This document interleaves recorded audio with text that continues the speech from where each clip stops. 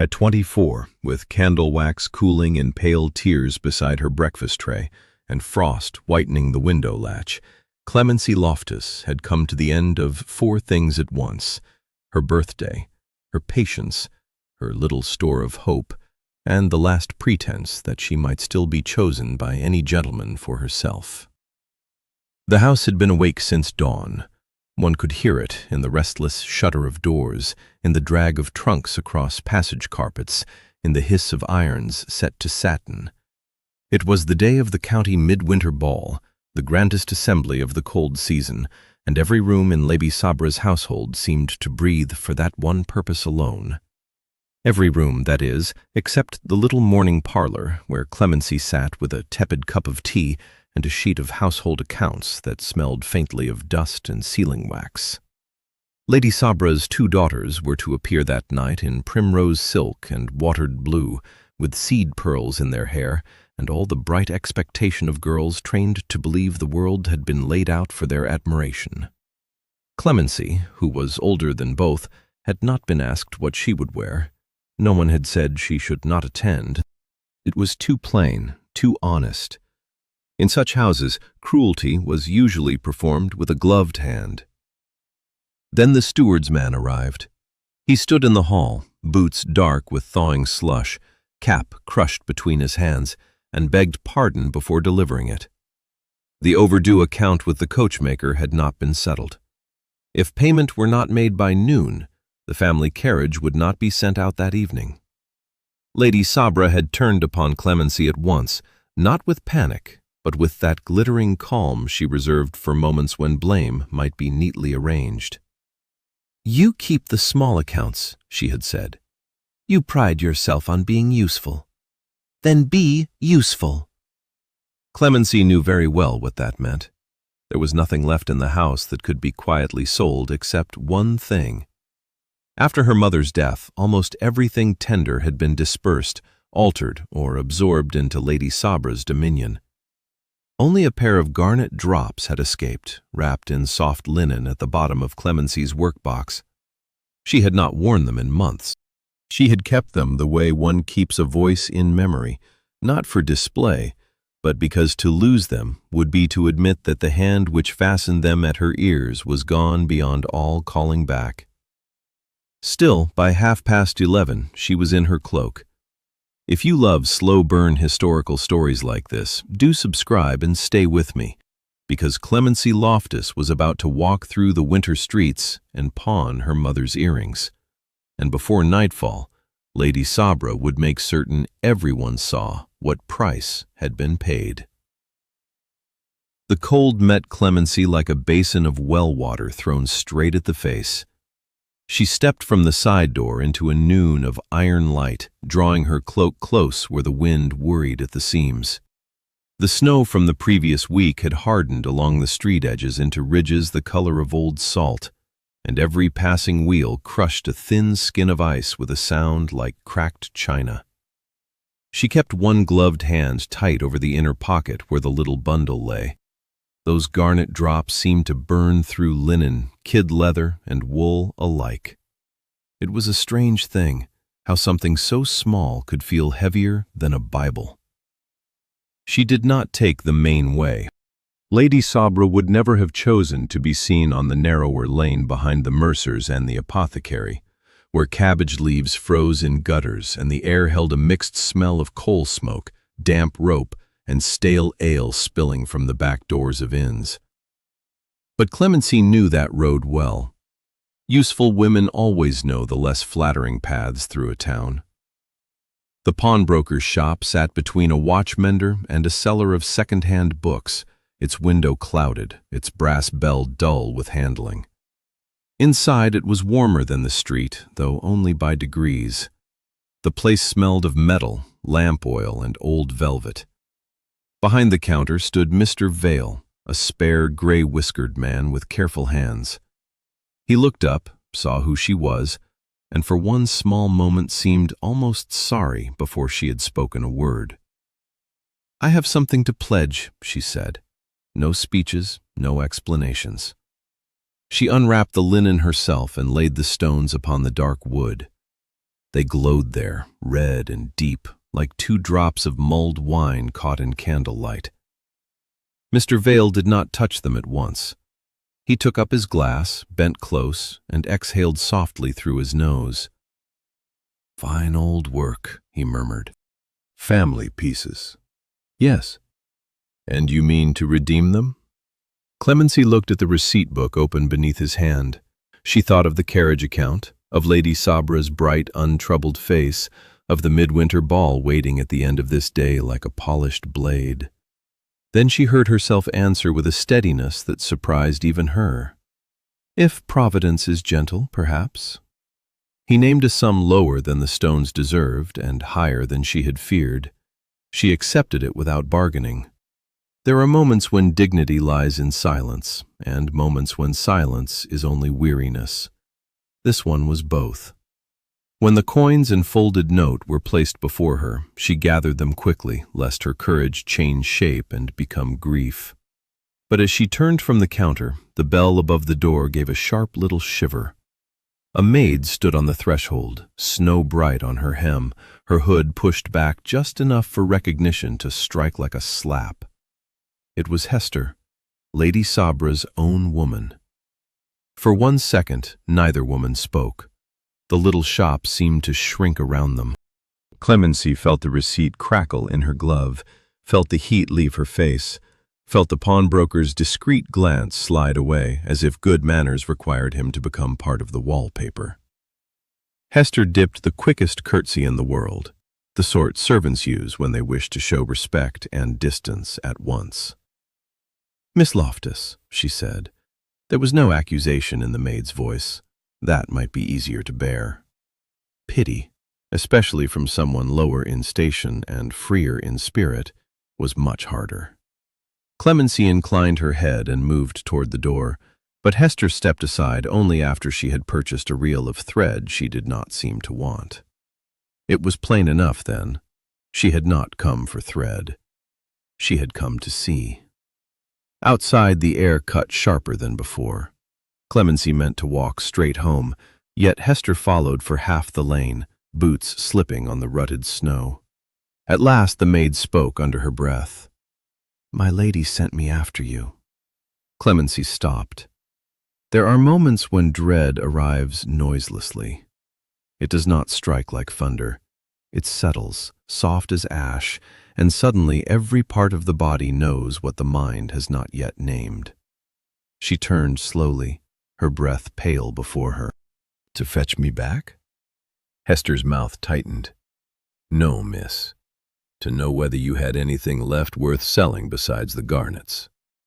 The words were so naked, so practical, that for an instant Clemency could only stare. Then shame came in a rush so hot it almost made her sway. Lady Sabra had not merely expected obedience, she had measured, in advance, how much of her stepdaughter's life might still be stripped and converted into coin. Hester looked miserable now. "I ought not to have said it, but I thought you should know how things stand." Clemency's fingers curled inside her muff. "Thank you." That was all. What else was there? They walked on in silence, one a lady by birth and a dependent by circumstance, the other a servant with more freedom of speech than either daughter in the grand house. At the square, Hester turned toward the tradesman's entrance. Clemency went by the front. The drawing-room was full of afternoon light, cold and pearly on gilt frames and polished tables. Lady Sabra sat with Perdita and Junia among lengths of silk, artificial flowers, and open jewel cases, as if the family had never seen a creditor in its life. She lifted her eyes at once when Clemency entered, and the smile that touched her mouth was bright enough to freeze water. "Well?" she asked. Clemency placed the folded receipt in her hand. Sabra read it. Perdita leaned over her shoulder, then gave a soft laugh. Junia pressed a scented handkerchief to her lips, pretending horror she plainly enjoyed. For a moment Lady Sabra said nothing. She only tapped the paper against one finger and looked at Clemency from head to foot, very slowly, as a dressmaker might assess spoiled fabric. Then she rang the bell. When Hester appeared, Lady Sabra did not even glance at her. Her gaze stayed fixed on Clemency as she said, with terrible sweetness, "Bring up the brown bundle from the housekeeper's room, the one made of charwoman's sacking." Hester left and returned almost at once, carrying the bundle in both hands as if it were something unclean. The coarse brown cloth sagged over her wrists with a dead weight that seemed to darken the whole drawing-room. Perdita gave a little cry of delight, then hid it behind her fan. Hunya leaned forward, her bracelets chiming softly, eager as a child before a puppet show. Lady Sabra did not touch the thing herself. She only inclined her head and said, "Open it, if you please." Clemency obeyed. Her fingers had gone strangely steady. The twine came loose, the fold dropped open. For a moment she saw only rough stuff, badly pressed, the color of wet bark. Then the shape declared itself. A gown, if mercy were taken out of the meaning of that word. The bodice was high and stiff. The sleeves were plain tubes. The skirt fell without grace, without trimming, without even the humble dignity of a servant's proper livery. It was charwoman's sacking, cut and stitched into mock gentility for no purpose but disgrace. Perdita laughed first. "Oh, Mamma, it is too severe." "Severe is useful," said Lady Sabra. "Miss Loftus has always professed a taste for usefulness." That might still have been borne. Clemency had lived on scraps of pride before. But when she lifted the skirt to see how badly it had been made, she found a faded black mark near the hem, half hidden in a seam where the fabric had been turned. An old stamp. A sheaf of barley under a crown. Her breath caught. It was her father's estate mark. Years ago, before his death, and before Sabra's rule had spread through the house like winter damp, sacks of grain had gone out from the home farm with that very seal. Clemency had seen them in the stable yard as a girl, when autumn carts stood loaded in gold light and men laughed from the barns. Some long discarded store of honest work, some remnant of her father's land, had been cut to make this insult. Lady Sabra noticed the change in her face and smiled very faintly. "You recognize it, I think." There are cruelties that bruise and cruelties that instruct. This one did both. Sabra wanted her to understand that even memory could be handled, recut, and made to serve humiliation. Her stepdaughters saw only a joke. Clemency saw desecration. "Why?" she asked at last, and the word came out so quiet it scarcely seemed to belong to the room. Lady Sabra rose then, silk whispering over the carpet. She crossed to Clemency and with one finger lifted a fold of the rough sleeve, as if appraising market cloth. "Because," she said, "when a young woman has sold her last ornament on the very day of the Midwinter Ball, she ought not to pretend she is still a prize." She let the sleeve fall. "And because my daughters must shine." Clemency stood without moving, the gown hanging from her hands, while the fire ticked in the grate and the winter light thinned across the glass. Somewhere above stairs a clock struck the quarter. The house was already turning toward evening. Then Lady Sabra said the one thing that made refusal impossible. "You will wear it tonight, or the servants will learn exactly why the carriage account was paid." That one threat did what mockery had not. Clemency knew at once whom Lady Sabra meant. The old coachman with his swollen hands, the housekeeper who stretched candles and sugar as though both were spun from gold, the kitchen maid who had slipped her an extra heel of bread on lean days. All of them lived under the same roof of dependence. If word were spread that the carriage account had been paid by the sale of her mother's jewels, Sabra would not suffer for it. Servants always bore the first chill when a household turned cruel.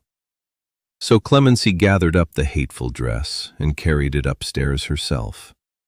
Her room at the back of the house had already gone dim. Winter afternoons have a way of surrendering early, and the small grate gave only a stubborn little heat. She laid the gown across the bed.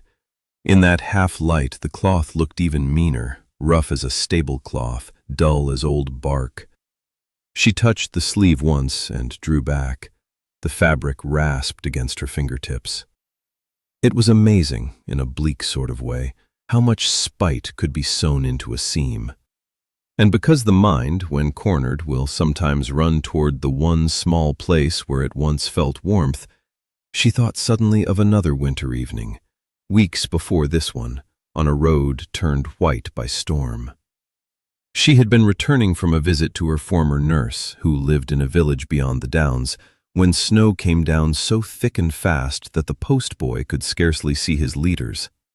By twilight, the chaise had managed no farther than a posting inn with one smoking chimney, one crowded stable yard, and lanterns swinging in the wind like yellow fruit.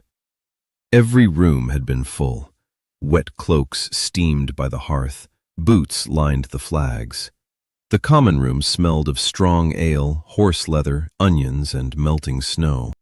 Clemency had been shown a narrow settle near the fire and told she must be content with it until a chamber could be found. She had been content. A woman learns contentment in fragments when she is not offered it whole. But as she sat there, drawing off damp gloves finger by finger, she noticed a man standing near the door with his back half turned to the room. He wore a plain, dark greatcoat, travel-stained and crusted with frost at the hem. Nothing in him cried out for notice. No jewel flashed at his hand. No servant hovered at his shoulder. Only one thing drew her eye. He was shivering. His hands were bare, reddened by cold, and he held them too still, as proud men do when they are trying not to betray discomfort. The innkeeper hurried past him toward a louder guest with a purse to flaunt. 2 commercial gentlemen had taken the nearest place by the blaze. No one moved. Clemency watched the stranger a moment longer. Then she rose, unclasped her cloak, and crossed the room toward him before she had fully decided to do it. When she held out the wool to him, he looked down at her as though no one had spoken to him plainly in a very long time. He had looked at the cloak, then at her face, and some guarded thing in his expression shifted. "You will be cold yourself," he said. His voice was low, educated, and tired clear through. There was no roughness in his speech, though his coat was plain enough and his boots carried the road upon them. Clemency remembered thinking that he did not belong to the common room any more than a silver cup belongs on a scullery shelf. Still, he had been left standing there to freeze, and that was enough for her. "I am close to the fire," she answered. "You are not. Please take it." He hesitated only a breath longer, then accepted the wool with a grave sort of care, as though what she had offered were something finer than cloth. When the cloak settled over his shoulders, a little of the strain left his mouth. Clemency noticed then how very cold he must have been. His fingers, when they touched the clasp, were almost white at the knuckles. The inn was loud around them. Tankards knocked against wood. A stable boy burst through the door carrying snow on his cap and laughter on his breath. Somewhere a baby began to cry in an upper room. Yet in the small patch of space between her and the stranger there seemed a hush, a curious stillness, as if each had become aware of the other too sharply for comfort. "There is room on the settle," she said, surprising herself again. He gave the faintest lift of his brows. "You are very charitable to a man you do not know." At that, something dry and almost amused stirred in her. "I know you are cold. It seems enough for the moment." If you have ever offered kindness to a stranger and felt, at once, foolish and certain, then you know the exact sensation that moved through her just then. Clemency had very little of that sort. It was simply that she had spent so long being measured for usefulness that she had learned to recognize plain human need before ceremony had time to object.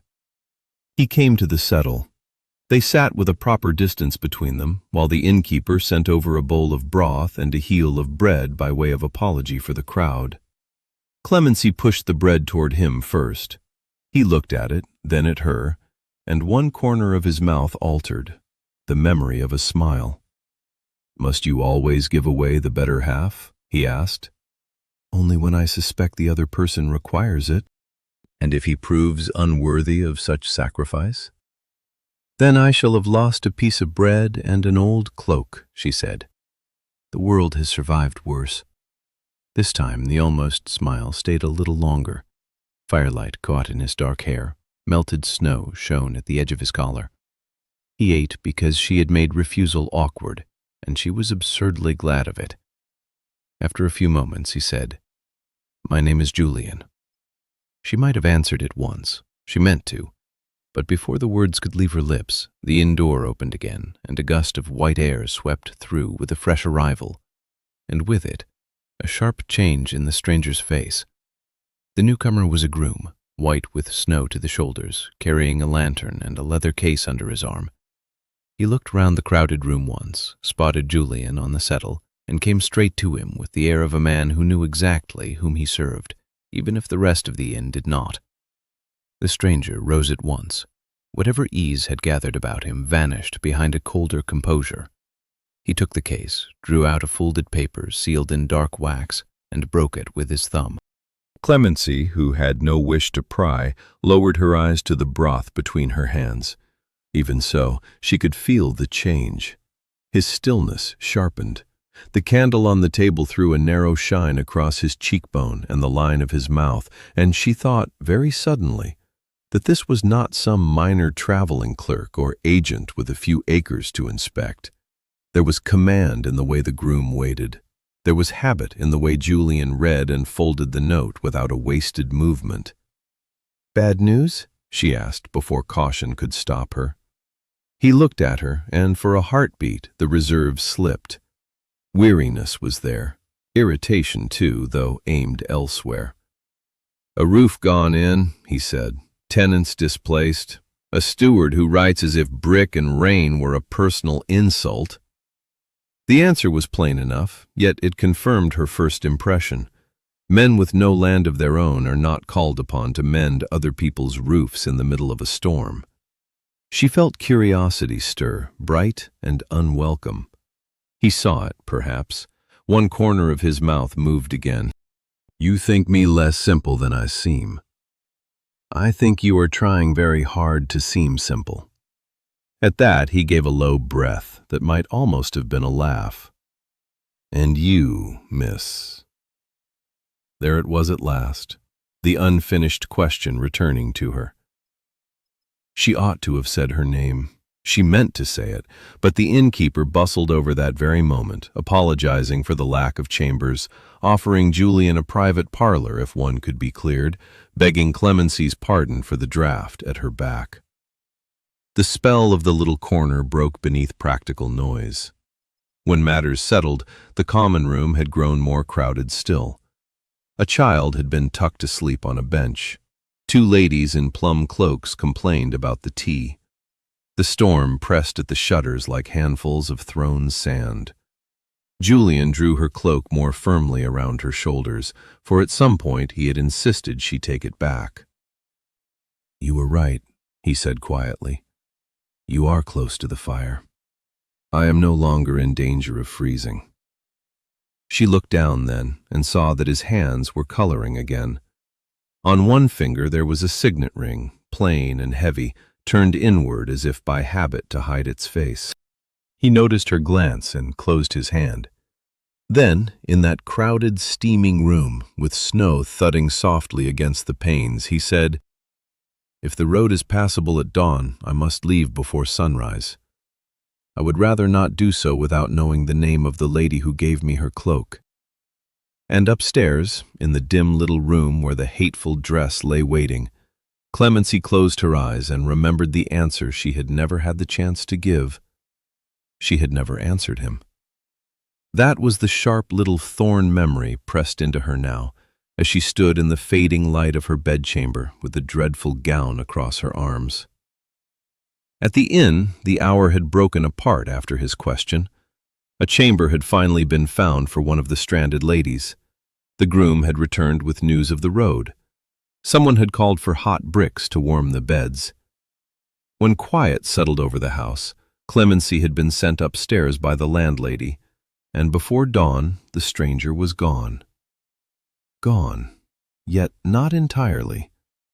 On the table near her washstand lay the one thing he had left behind without meaning to: a plain glove, still faintly marked at the cuff with thawed snow and stable dust.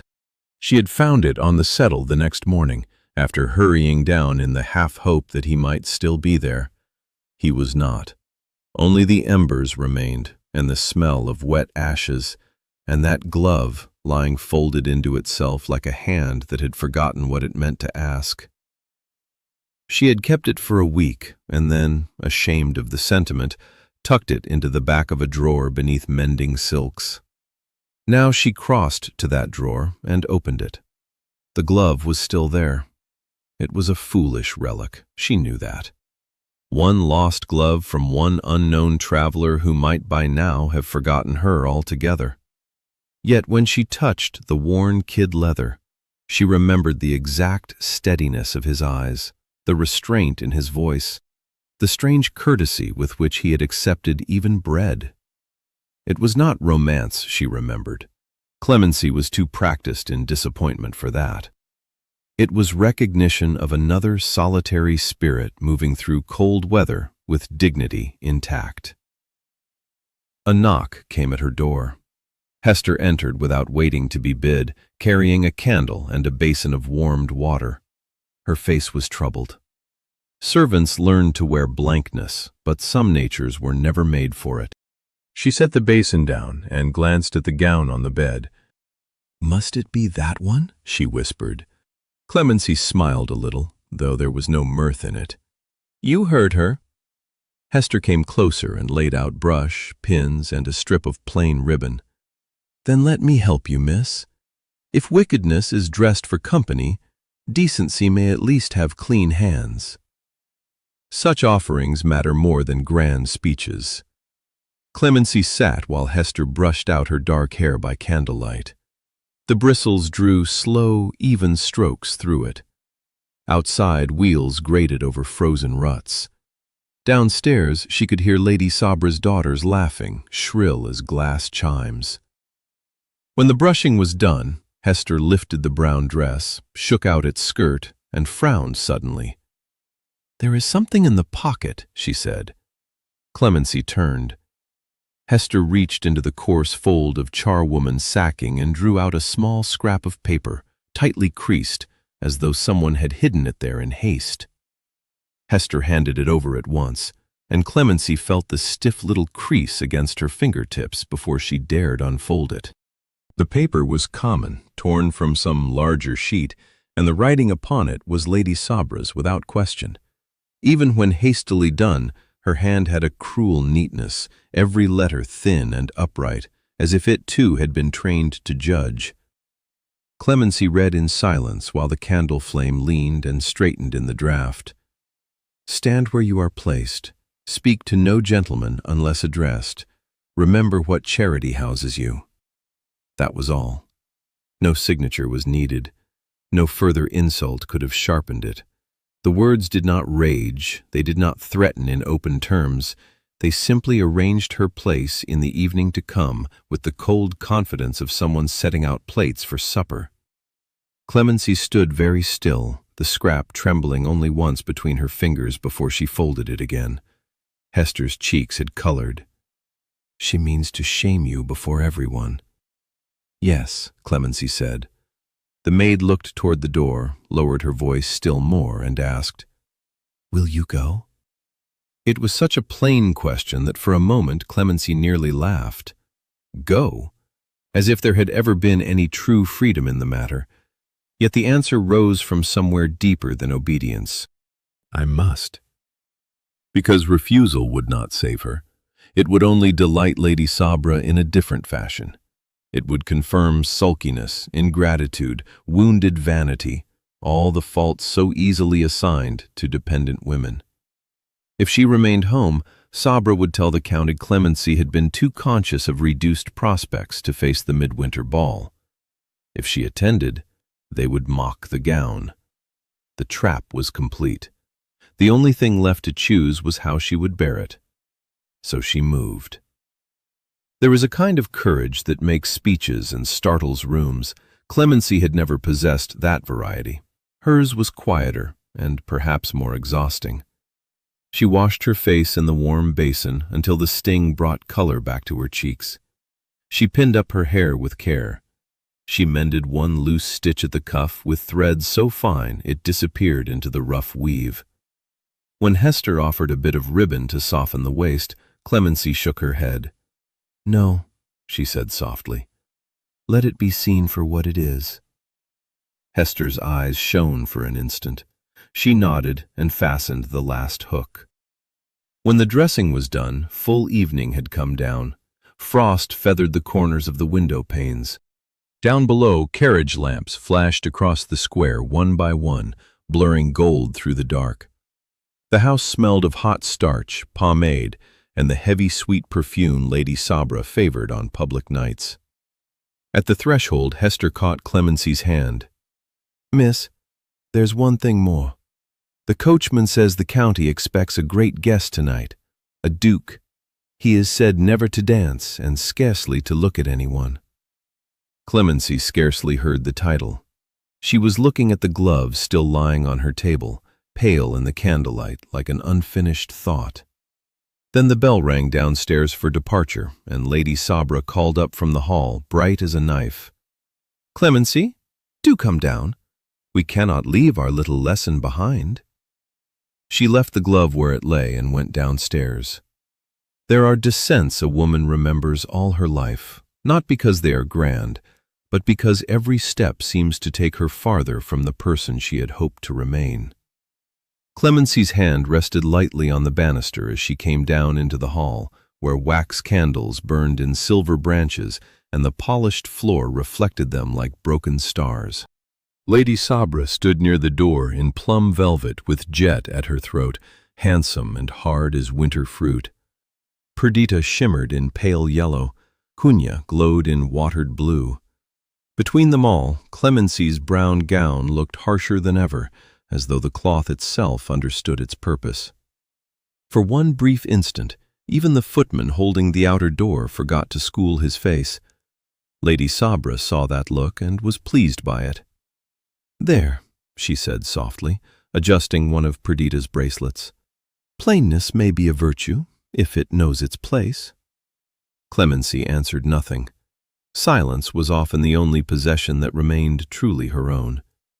She drew on her gloves, accepted the thin wrap Hester hurried forward with, and followed the others into the carriage.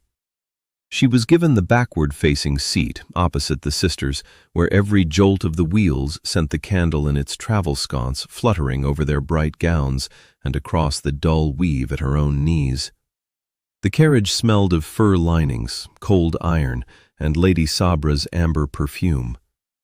Outside, sleigh bells rang somewhere far down the square, and hoofbeats struck the frozen street with a ringing, hollow sound.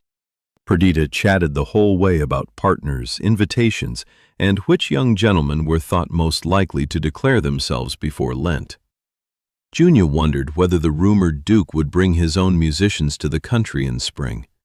Lady Sabra answered in that measured voice she used when ambition was dressed as maternal concern.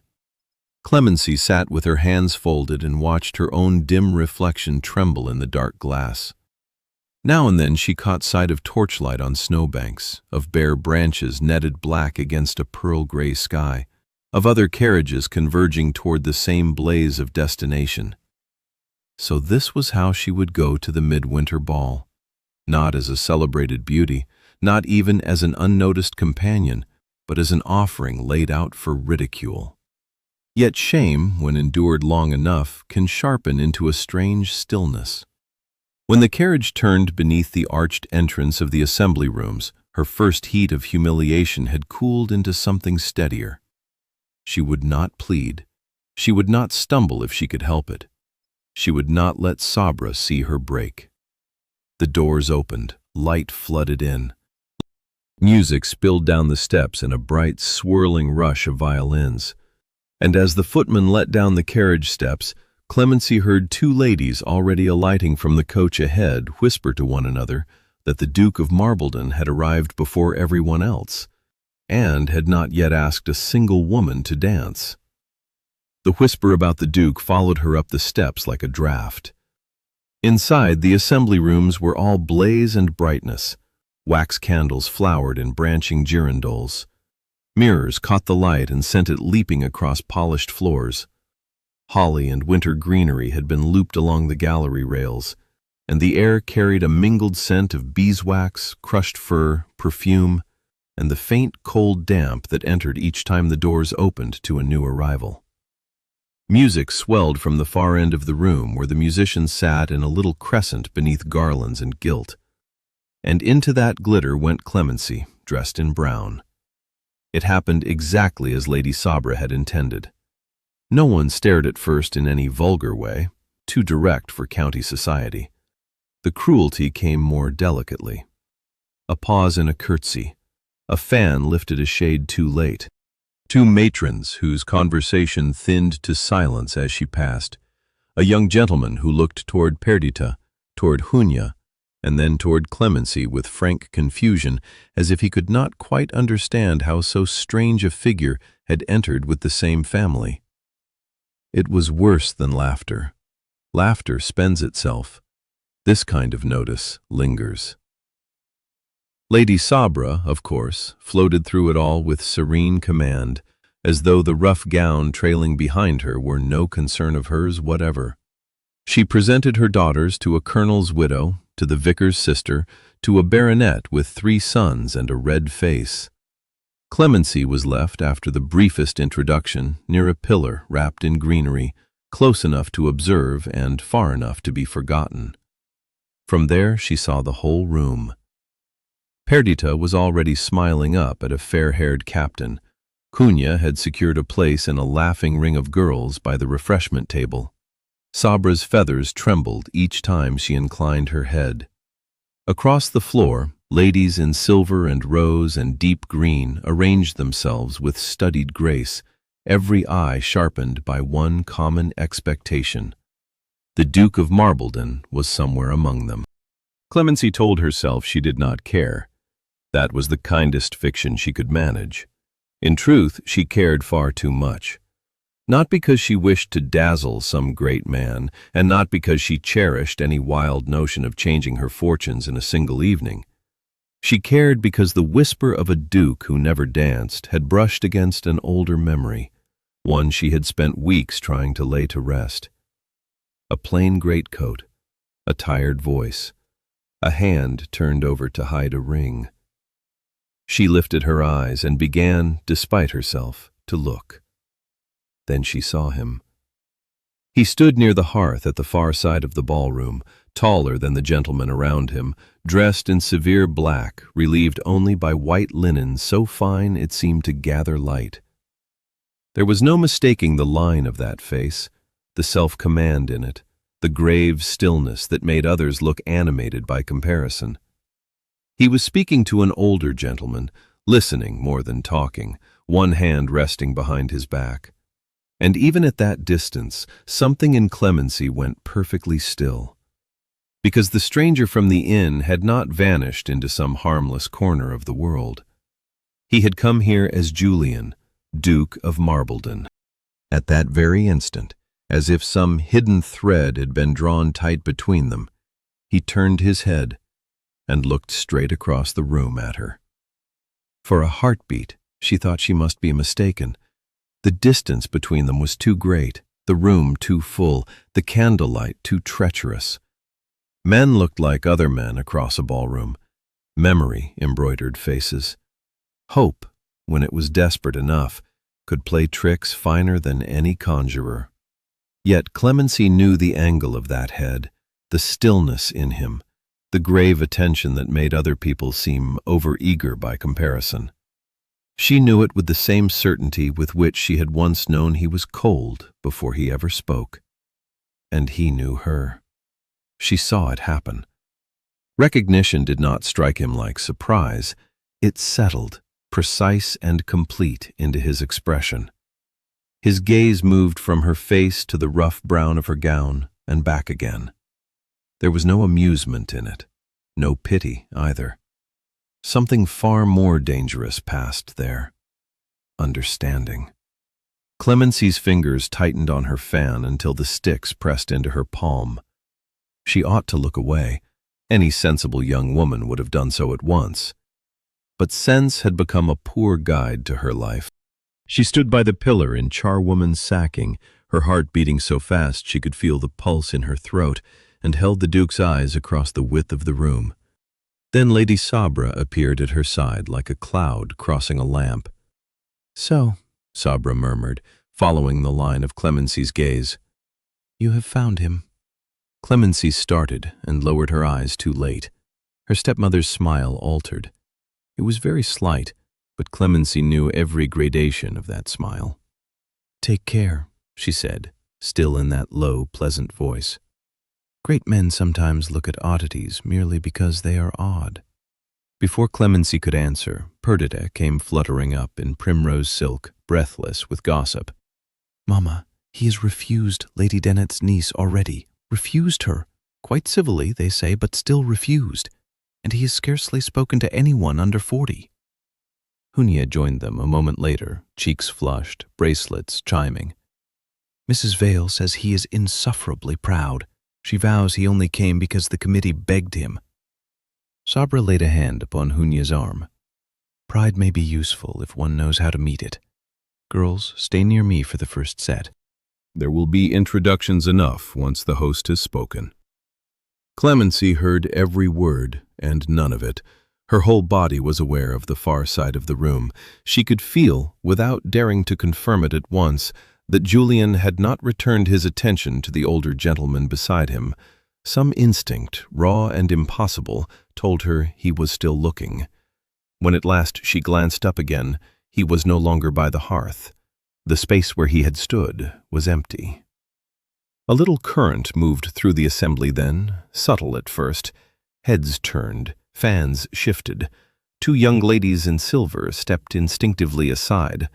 The musicians, preparing for the opening set, seemed to hesitate on the edge of their first notes, and as the murmur changed texture around her, Clemency understood that the Duke of Marbledon was crossing the ballroom floor and coming directly toward the girl in brown.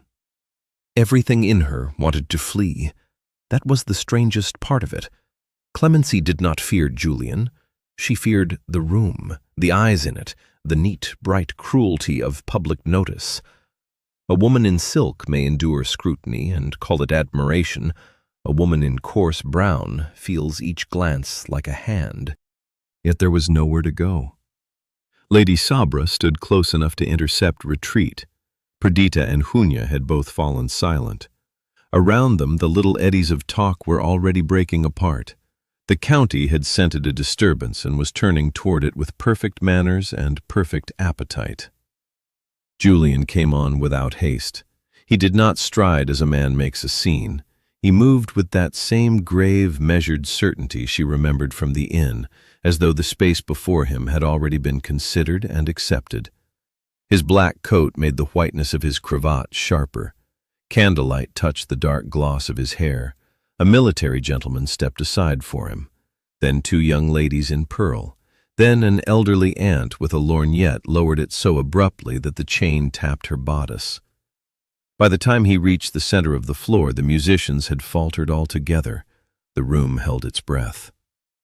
Lady Sabra recovered first. She dipped into a curtsy of exquisite precision, one hand resting lightly on Hunya's sleeve as if to present her. "Your Grace," she said, warm as mulled wine and twice as spiced. "What an honor." "My daughters have been wishing for the pleasure of an introduction." Julian bowed to her with every outward courtesy due her station. Then he looked past her. It was a very small thing, the turning of his head, yet Clemency felt its force like the opening of a door in winter. His eyes met hers fully now, close enough for her to see what distance had hidden before. Fatigue at the edges, intelligence in stillness, and beneath both a recognition so exact it seemed almost intimate. "Miss Loftus," he said. He knew her name. Sabra's smile altered by half a shade. "My stepdaughter," she supplied quickly. She is hardly fit for— For what? Julian asked, and though his tone remained level, the words landed with a softness more dangerous than anger. No one answered. Perdita's color had begun to rise. Junia stared fixedly at a point somewhere above his shoulder. Clemency could hear the blood in her ears and the distant hiss of candles burning down in their sockets. Julian inclined his head to her, not to Sabra. "You left before dawn," he said, as if they stood alone in a quiet parlor and not before half the county. "I did, Your Grace." "You never told me your name." There was no reproach in it, only fact and memory. Clemency felt heat move through her face. She wanted, absurdly, to explain the confusion of that morning, the bustle of the storm, the glove in her drawer, the question never answered. Instead, she managed, "I did not know yours either." For the first time, the corner of his mouth moved. Then the host stepped forward in alarmed politeness to announce that the opening set was ready to form, and a path of expectation opened across the ballroom floor as every unmarried lady in sight silently offered herself to possibility. Julian never looked away from Clemency, and in the hush before the first bow, he held out his hand to the girl in charwoman's sacking. No one moved. Clemency stared at the offered hand as if it belonged to some vision brought on by candle smoke and humiliation. Around her, the ballroom had gone so hushed that she could hear the faint, dry rasp of Lady Sabra's fan against her glove. The musicians sat frozen with bows half lifted. Somewhere at the back of the room, a lady gave the tiniest gasp and then seemed to swallow the rest of it for fear of being heard. Julian's hand remained where it was, steady, patient, impossible. Lady Sabra found her voice first. "Your Grace," she said with a soft little laugh, "you are all generosity. My stepdaughter is overcome. Perhaps Miss Junia—" "No," Julian said. He did not raise that one word. He did not sharpen it. Yet it fell with such finished certainty that Sabra's smile thinned at once. His gaze never left Clemency's face. "If Miss Loftus is willing," he added, "I ask for her." Willing. It was such a small mercy, that word, such a dangerous one. Clemency had not been asked what she was willing to do all day. She had been told, arranged, clothed, threatened, displayed. And now, before them all, the most sought-after gentleman in the room was waiting for her answer as if it mattered. Her hand trembled. She hated that it trembled. Still, she placed it in his. "Yes, Your Grace," she said, and was relieved that the words came clear. "If you wish it." His fingers closed around hers, cool and firm. "I do." Then he turned, and the room seemed to release one long breath all at once. Sound rushed back in 100 whispers. The host nearly tripped over his own heels in relief. The musicians, catching the signal at last, struck the opening notes of the set with a haste that betrayed their astonishment. Julian led her into place. Clemency had danced since childhood. She knew the measures, the bows, the turns, the changes of hands, but she had never danced beneath such scrutiny. She felt it on her skin like summer heat, though the night beyond the windows was hard with frost. Every eye in the assembly followed the girl in brown and the Duke beside her. Every eye and every thought attached to it. Yet once the first figure began, something stranger happened. Julian danced exactly as he had spoken, without display, without condescension, without any air of rescuing a curiosity for sport. He gave her the same grave attention he might have given a lady in pearls and silver lace. When she moved, he made room for her movement. When she turned, he was there at the proper moment, precise as music itself. "You did not tell me," he said quietly during a pass down the line. "How could I?" she murmured, scarcely trusting her own breath. "You might have begun with the fact that you were being treated abominably." The words startled her so much, she almost missed the next change. She looked up. His expression had not altered, but there was iron in his eyes now, cold and controlled. Across the set, Sabra was standing rigid at the edge of the floor, watching them with a face polished into social serenity. Then, as the figures shifted and Julian drew nearer again, he said in a voice meant only for her, "Tell me one thing, Clemency. Were the garnet drops sold for your own sake, or for hers?" The figure carried her away from an answer for a few moments, and she was grateful for it. They moved apart, crossed, turned, and met again while the set unfolded in all its practiced elegance. The room had not recovered from its astonishment. Clemency could feel that as plainly as she felt the Duke's hand when it touched hers in the proper measure. Wherever they passed, conversation thinned, faces tilted, eyes sharpened. A girl in rose forgot her place in the opposite line and had to be nudged forward by her partner. Even the musicians seemed to be playing with unusual care, as though one wrong note might shatter whatever spell had descended upon the assembly. When Julian came back to her side in the next figure, he did not repeat the question at once. He allowed her silence the dignity of existing. That, more than anything, steadied her.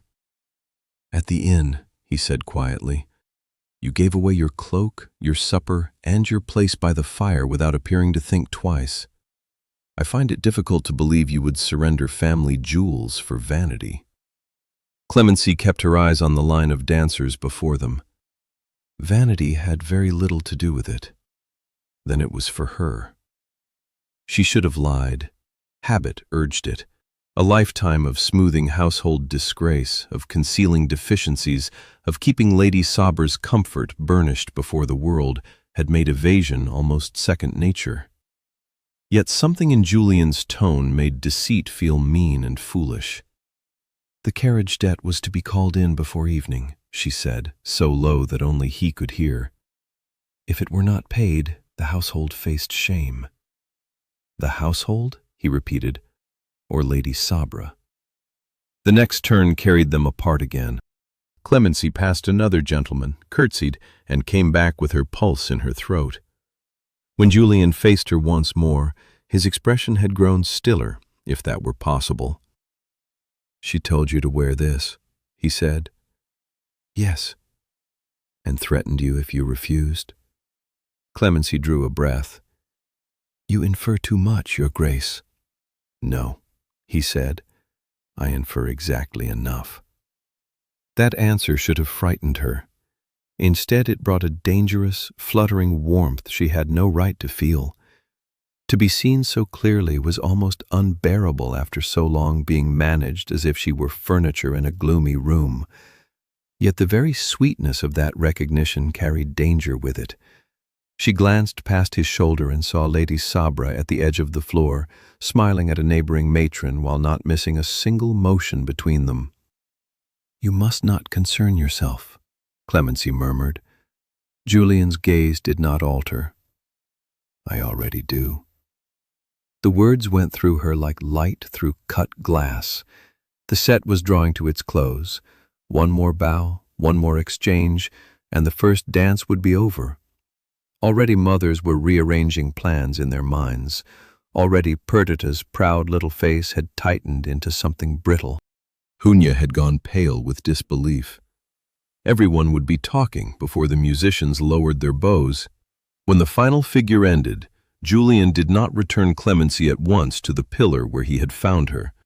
Instead, he led her toward the side of the ballroom, where the refreshment room stood open in a flood of candlelight and silver.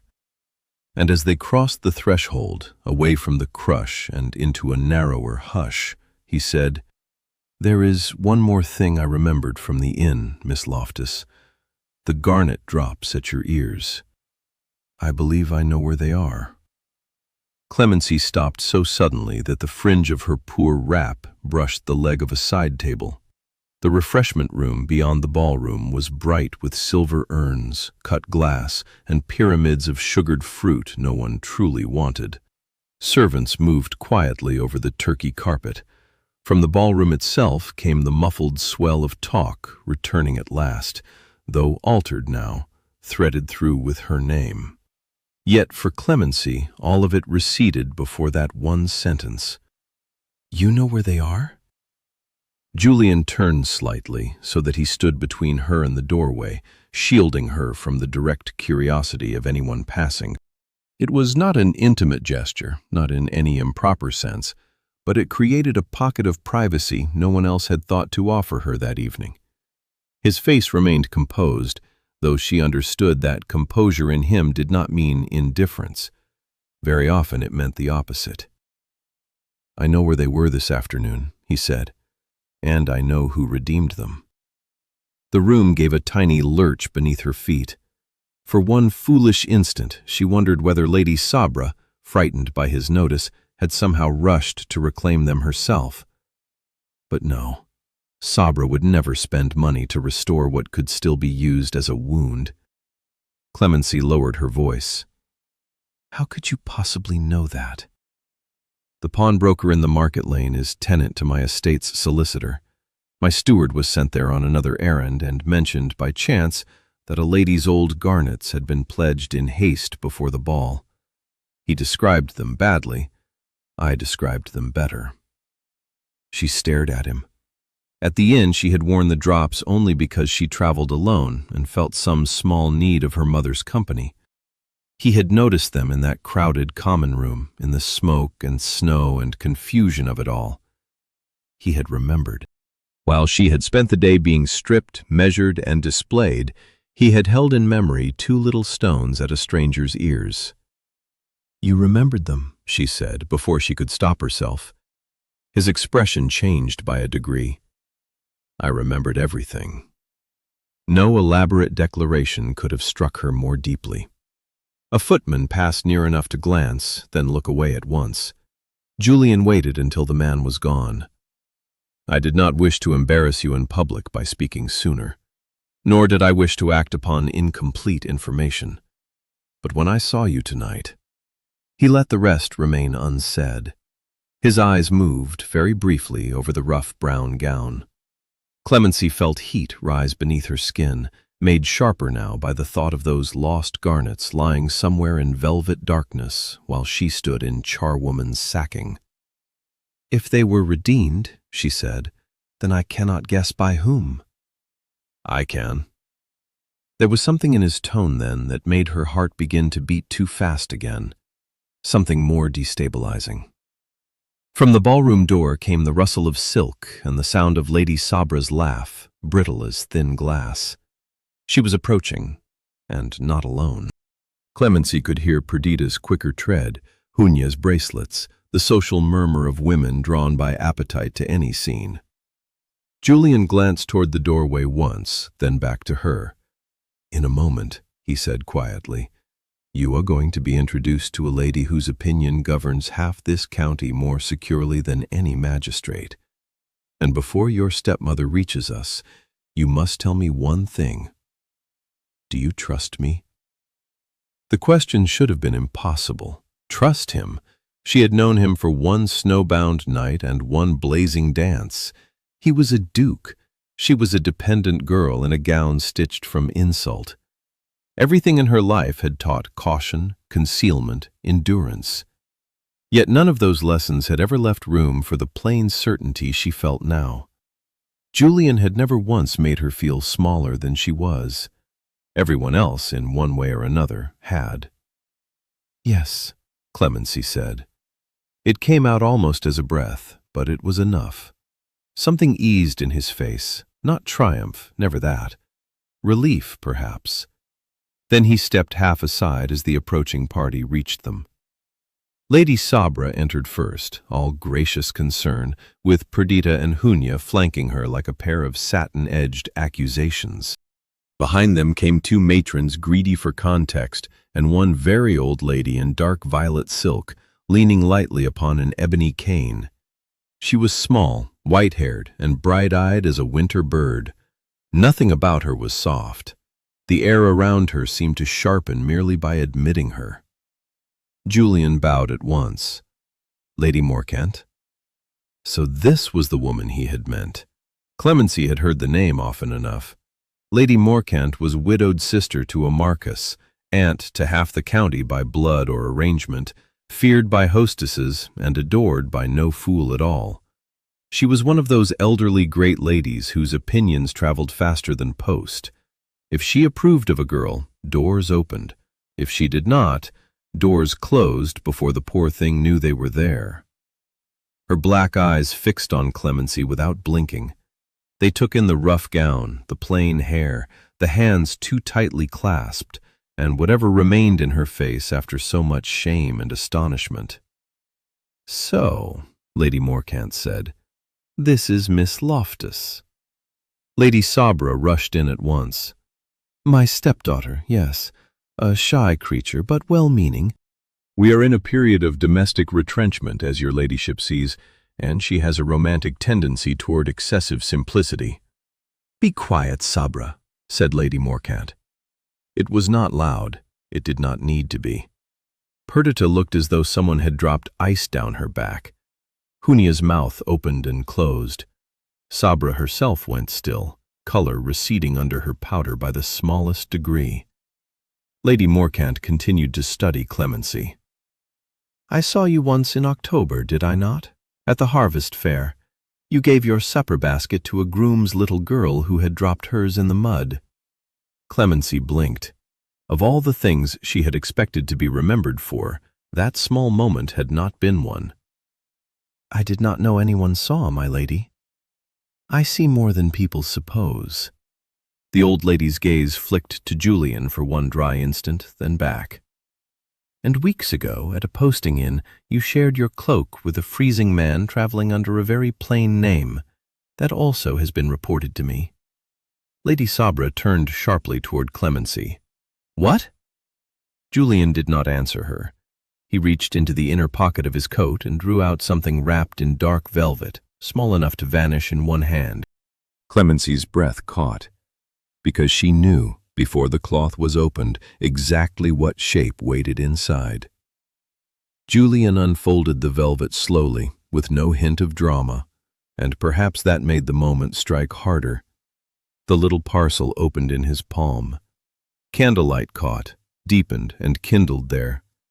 The garnet drops lay against the dark lining like two small embers saved from a dying fire. Clemency felt the air leave her chest. Her mother's earrings, the fine gold hooks, the old cut of the stones, the tiny flaw in one setting near the back where a nursemaid had once dropped them on nursery tiles. No imitation could have deceived her. They were hers. They were home. Perdita made a sound like a breath drawn too sharply. Junia stared. Even Lady Sabra could not disguise the shock that crossed her face before she mastered it. Lady Morcant extended one gloved hand. "May I?" Julian placed the earrings in the old lady's palm. She examined them, nodded once, and turned to Clemency. "Yes, very good stones. Worn by your mother at the Casterly Musicale, if memory serves. She had excellent ears and worse taste in husbands after her first. Come here, child." Clemency obeyed because she could do nothing else. Her knees felt uncertain beneath her. The scrape of wool against wool as she moved seemed suddenly loud to her own ears. Lady Morcant lifted one of the garnets, then paused and looked at the rough brown shoulder of the gown. "Hideous thing," she said. Sabra made a strained little protest. "My lady, our economies have been sadly misunderstood." "Your economies are trimmed in velvet and seed pearls," Lady Morcant replied, not looking at her. "This is malice with a seam allowance." Then, before the watching little crowd and the wider room already tilting toward them in curiosity, she fastened the first earring into Clemency's ear. The stone swung once, dark red against her neck. She set the second in place with the same brisk precision. It changed very little, and everything. The gown remained coarse, the insult remained visible, but now the face above it belonged unmistakably to someone who had once been cherished, adorned, and expected to stand in the world differently. The contrast sharpened the cruelty of the dress until it could no longer masquerade as thrift. Julian watched in silence. There was satisfaction in his stillness, and something gentler beneath it. Clemency could not quite bear to look at him for long. "How came your grace by these?" Lady Sabra asked at last. Her voice was smooth again, almost playful, though the edges had gone hard. One might think household trifles were being made into a county spectacle. Julian turned to her then. A spectacle was made the moment Miss Loftus was required to appear here so arrayed. The words were soft. They landed like stones. Around them, people were gathering in earnest. A baronet's wife, 2 unmarried cousins, the colonel's widow. Men pretending to seek ratafia while listening with all their might. News in such places moves first by glance, then by posture, then by silence. Lady Morcant tapped her cane once upon the carpet. "Enough standing about in a doorway. Marbleton, escort Miss Loftus to the blue drawing-room. I will follow. Sabra, you may come too, and I advise you to prepare a better explanation than economy." Julian offered his arm, and from the ballroom behind them, just as Clemency's fingers touched his sleeve, a liveried servant pushed through the crowd with visible urgency and bowed low to the Duke. "Your Grace," he said, "a rider has come from your steward with immediate news from Fellbrook Farm." The change in Julian was immediate. He did not startle. Men accustomed to responsibility rarely do. But all the warmth that had come into his face while Lady Morcant fastened the earrings at Clemency's ears drew back behind a grave attention she recognized from the posting in, from the note in the snow, from every moment when duty had touched him. He took the folded message from the servant, broke the wafer with his thumb, and read. Lady Morcant watched him over the rim of her spectacles. "Well?" "The byre roof at Fellbrook has gone in under the snow," he said. "The tenant's youngest was taken ill this morning. They were bringing the family to the steward's lodge when the cart axle split on the lower road." Everything in the little circle altered. Even Sabra, who knew nothing of estate burdens except what rents might buy, seemed uncertain how to stand in the presence of real necessity. Perdita blinked. Junia looked faintly alarmed, as girls do when life intrudes where they expected only music and compliments. Julian folded the note once. "I must send men at once." "You must do more than send them," Lady Morcant said crisply. "The child's mother was near her confinement when I saw her before Michaelmas. If she has delivered since then, they will need linen, hot bricks, broth, and a woman with common sense." Before Clemency could stop herself, she spoke. "Mrs. Wren delivered a daughter 6 weeks ago." Every eye turned to her. Julian's did so first. She felt the heat rise in her cheeks, but there was no calling the words back. "I visited the cottage in autumn," she said more quietly. "Their eldest boy has a weak chest. If he has been out in this weather, he should be kept from damp linen, and Mrs. Wren cannot ride rough roads long after a confinement." Lady Morcant's sharp black eyes brightened. "There, you see? A useful head." Sabra found her voice at last. "I am sure the Duke's people are well able to manage their own tenants without troubling my stepdaughter." That might once have silenced Clemency. All her life, Sabra had spoken over her, around her, through her. But the touch of the garnets at her ears, the memory of Julian asking if she trusted him, the simple fact that someone had listened when she spoke, all of it had shifted something small and steady inside her. Julian turned to her fully. "Would you come?" he asked. A question. The room beyond the refreshment doorway seemed to lean nearer. One could almost hear society arrange its outrage. A lady leaving a ball at night with a duke, even for charitable purpose, even with proper company and servants, was matter enough. A girl in brown leaving under such notice would feed gossip for a season. Sabra saw it too. Her face sharpened. "Certainly not." Clemency looked at her stepmother, then back at Julian. That night, and perhaps for the first time in years, the choice was placed plainly before her. And before she answered, Lady Morcant struck her cane once upon the carpet and said, "Miss Loftus is 24, Lady Sabra. The question was not addressed to you." After that, refusal was a kind of lie.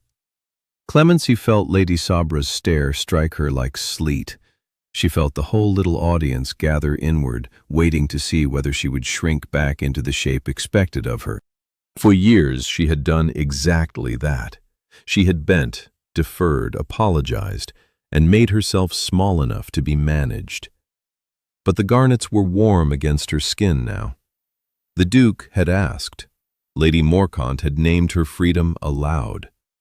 Somewhere between the posting inn and this room, the old obedience was cracking. "Yes," Clemency said.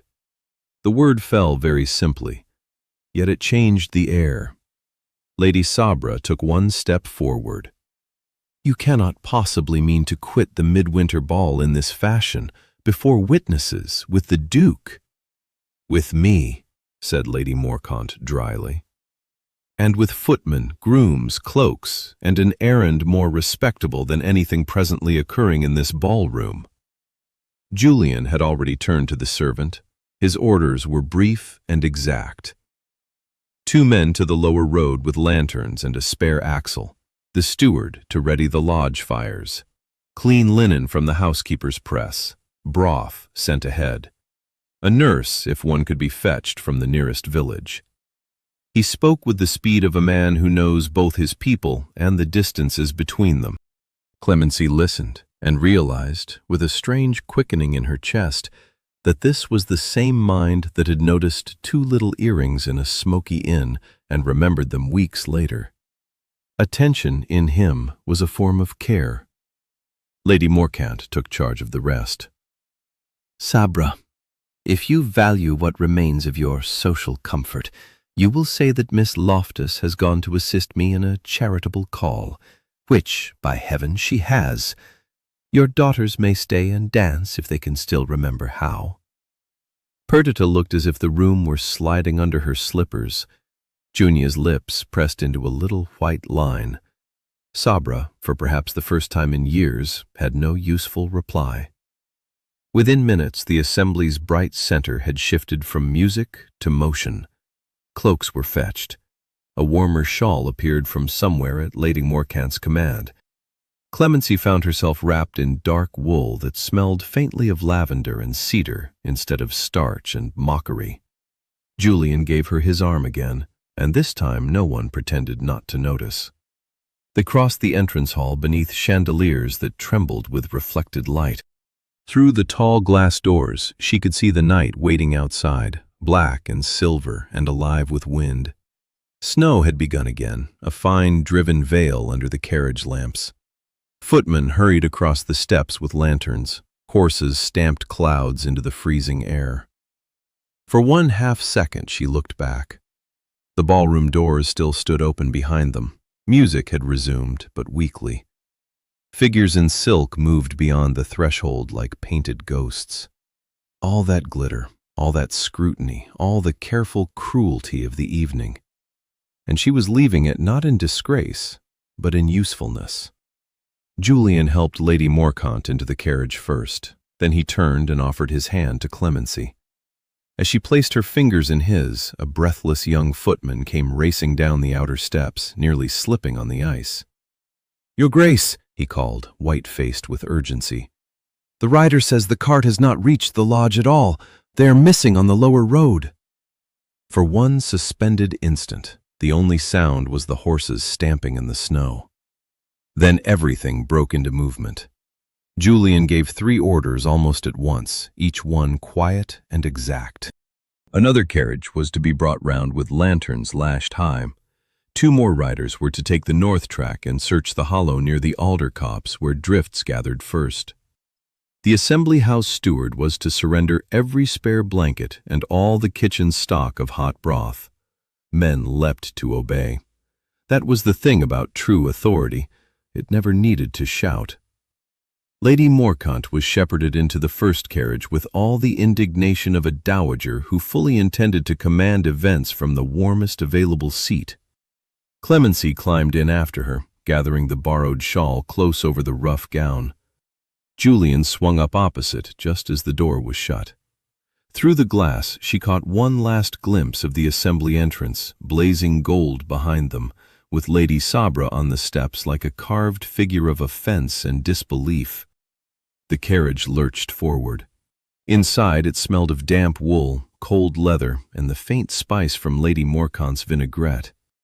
The windows blurred at once with breath and frost.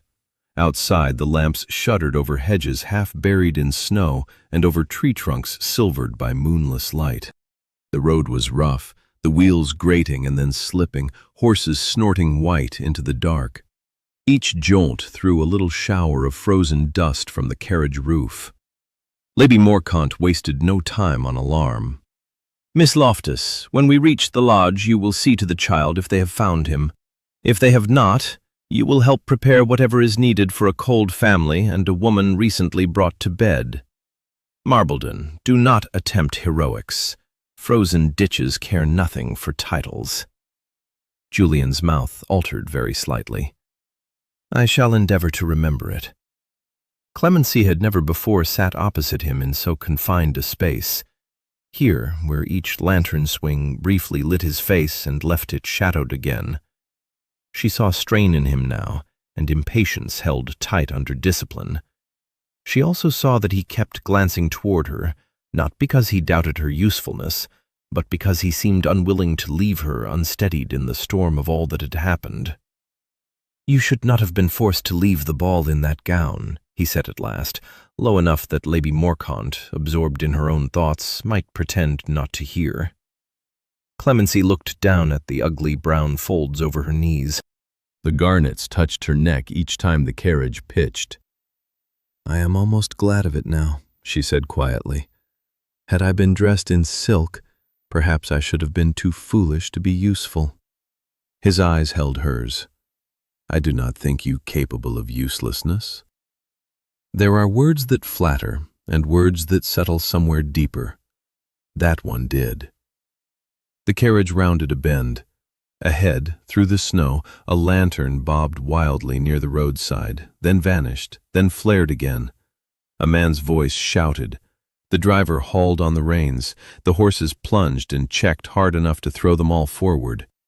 Julian was at the door before the carriage had fully stopped, and when he opened it, the night rushed in with a cry from outside that made Clemency's blood turn cold. "They've found the cart!" someone shouted through the dark. "But the mother's gone missing!"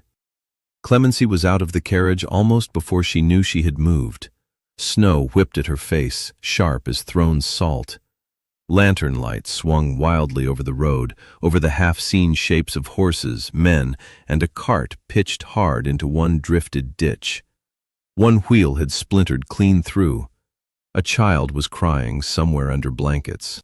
Another voice, hoarse with cold and panic, kept saying, "She was just there. She was walking beside us.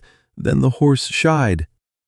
Julian was already in the thick of it, taking facts with the speed of a soldier and the steadiness of a steward born. Lady Morcant remained in the carriage doorway, issuing orders like a field marshal wrapped in sable. Clemency went where need pulled her first. Mrs. Wren's eldest boy had indeed been found, white-lipped and coughing, wrapped inside a driver's coat. The infant was alive, tucked against an older sister's bodice and wailing with offended vigor, but the mother was gone. In the confusion, after the axle snapped, with the horse plunging and snow driving sideways, she had somehow been separated from them. "Did she fall?" Clemency asked the driver. He shook his head, teeth chattering. "No, miss.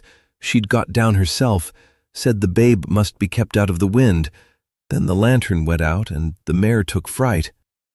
Clemency looked around, forcing herself past fear into observation. The road dipped here between alder scrub and a low rise where the wind gathered all the snow to itself. Beyond that rise, if memory served, there was an old shepherd's hut used during lambing. half ruined but with walls enough to break a gale. A woman weak from childbed, seeing the cart in confusion and hearing the infant cry, might have turned toward shelter by instinct. "She may have gone uphill," Clemency said. Julian turned at once. "Why?" "Because there is a hut beyond the rise. If she feared she was delaying the cart, she might think to wait under cover until help came." One of the farm men stared. "There is a hut, Your Grace. I'd forgot it." Julian did not waste a breath praising her. He simply acted on the thought, which somehow honored it more. 2 lanterns, 1 groom, himself. Clemency took a step forward before he could object. "I am coming." He hesitated only long enough to look at her shoes, the bad gown, the storm. "You will stay between the lights." They climbed through drifts that pulled at hems and numbed ankles in moments.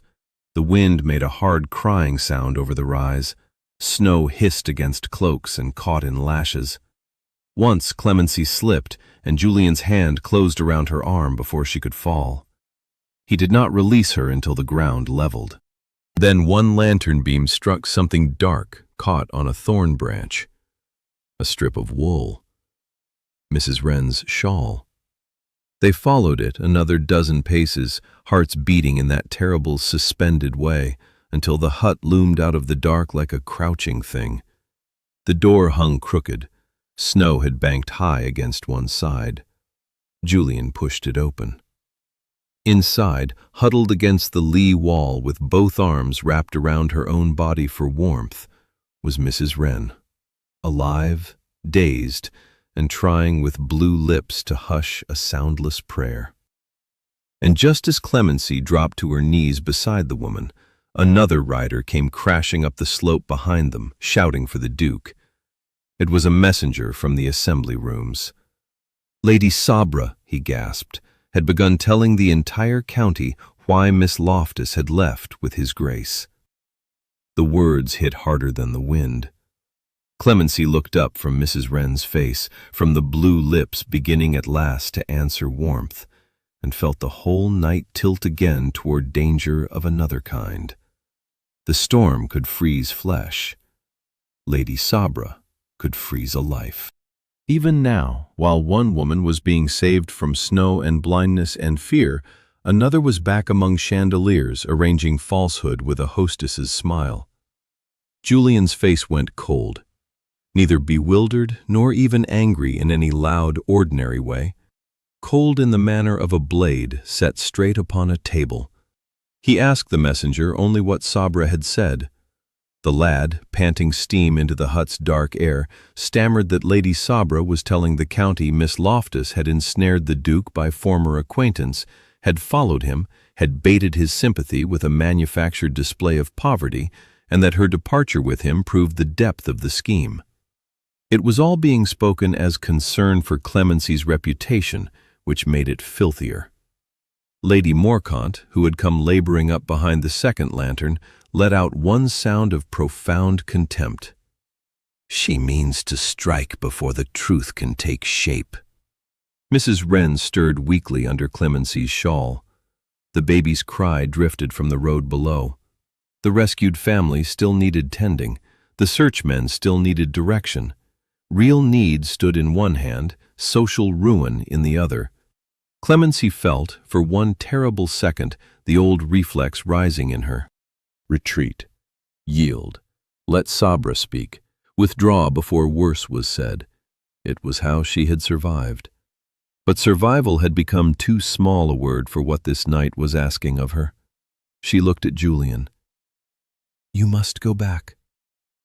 He did not answer immediately. The hut smelled of wet wool, smoke long since gone from old stones, and the bitter iron scent of snow-soaked earth. Lantern light moved over his face, over the dark, rough walls, over the poor woman trembling into consciousness. When he spoke, it was very quiet. "And leave this unfinished?" "It is not unfinished," Clemency said. "She is found. Your men can bear her down. Lady Morcant will see them right. But if Sabra fixes the story before we return, they will swallow her version because it is easier than admitting what they all saw, that she dressed me for ridicule and was answered with honor." Lady Morcant's cane struck the floorboards once. "The girl is right." Julian's eyes never left Clemency's. "If I return, I do not return to smooth this over." "No," she said, and for the first time there was no tremor in her voice at all. "You return to end it." Something in him answered that. He turned then with swift precision. 2 men would carry Mrs. Wren to the carriage, wrapped in cloaks and horse blankets, the elder child and infant to the lodge. 1 rider ahead to ready hot stones, broth, and dry bedding. Lady Morcant to accompany the family and govern every living soul within reach. She accepted with the air of one taking command of a small principality. Then Julian looked back to Clemency. Snow still clung to the hem of her hateful gown. The garnets burned at her ears. Her cheeks were wind-flushed, her hair loosened by storm, and there was no submission left in her face. "Will you come back with me?" he asked. And below them, from the road where the carriages waited, another servant shouted up through the gale that the ballroom had not dispersed at all. They were still there, listening. They went back at once. Mrs. Wren was wrapped, lifted, and borne down toward the waiting carriage with her child already crying for her from below. Lady Morcant remained to command the rescue as if she had been born to rule snow, servants, and panic alike. Julian did not waste another second. He helped Clemency into the carriage, sprang in after her, and the horses wheeled for the assembly rooms through a night now bright with storm. When they arrived, the Midwinter Ball had not dissolved into dancing again. It had thickened into rumor. The great entrance hall glowed with chandeliers and wet cloaks and expectation. People had drifted from the ballroom into the galleries, into the supper room, onto the stairs themselves, all under the pretense of movement while waiting for scandal to ripen. Lady Sabra stood near the central landing in plum velvet, one hand resting dramatically upon the rail, 2 sympathetic matrons at her side. She looked every inch the afflicted guardian, grieved by the excesses of an ungrateful girl. Then the outer doors opened, and Julian entered with Clemency beside him. Snow clung to the hem of her coarse gown. Her hair had loosened in the wind. The shawl over her shoulders was dark with melted flakes, and at her ears the garnets burned like banked coals. Every head turned, every whisper died. Lady Sabra's expression broke that night. Julian did not wait for introductions, nor for permission from anyone but the host, to whom he gave the briefest nod. "You will forgive me," he said, and his voice carried cleanly through the hall, "if I interrupt a falsehood before it hardens into company truth." No one moved. He spoke without flourish. He said that Miss Loftus had left the assembly under Lady Morcant's authority to aid a tenant family imperiled in the storm. He said that while she crossed frozen roads to help recover a missing mother, others had remained behind to dress charity in the language of scandal. He said he had first known her when she offered warmth to a stranger from pure kindness, asking no rank, no favor, no future in return. He did not praise her as though she were a curiosity. He named plain things plainly, and somehow that struck deeper than any grand speech. Then he turned to Sabra. "I saw your stepdaughter tonight in a gown contrived for humiliation. I saw also what you hoped the county would miss. Honor does not alter because silk is taken away. Cruelty does not become economy because it is spoken softly." A murmur ran through the room like a wind under doors. Perdita was crying. Hunya stared at the floor. Lady Sabra opened her mouth, but no one was looking at her now. Julian faced Clemency again. In front of all of them, before chandeliers, frost, and the whole listening county, he held out his hand. "I can offer you my name openly," he said. But more than that, I offer you a life in which you will never again be asked to make yourself small for someone else's comfort. Once you chose a cold stranger because he needed kindness. Tonight, knowing exactly who I am, will you choose me just as freely? Tears came then, bright and helpless, and nothing at all like the tears Lady Sabra had wanted from her. Clemency placed her hand in his. "Yes," she said, "I will." And because the room had spent the whole night trying to decide what sort of woman she was, it had to witness the answer at last. Not in satin, not in triumph borrowed from anyone else, but in the same rough gown meant to shame her. The cloth had not changed. The woman inside it had simply stepped into the light and stayed there. Later, when the storm eased toward dawn, the assembly windows were filmed with silver. Outside, one narrow track of carriage wheels cut through the snow toward the road where a mother had been found and brought home. If this story stayed with you, you're welcome to subscribe and come back for the next one.